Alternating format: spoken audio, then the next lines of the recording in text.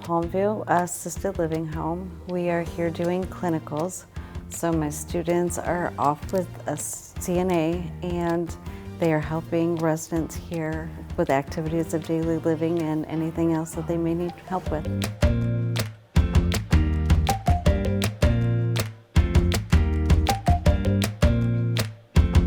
We are taking everything we've learned from the classroom and now we are putting it to use with real patients instead of the mannequins that we have back at school. Well, our mannequins at the school don't speak, they obviously don't move, so it's different taking care of a mannequin than it is a real person. I'm gonna give you a bite. I would say it's more of a forming a connection bond, because in the hospitals we don't really see the patients every day.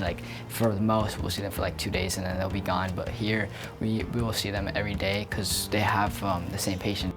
We're getting more of a bond with them. So I like being out doing clinicals, learning more, so I could use it in my career.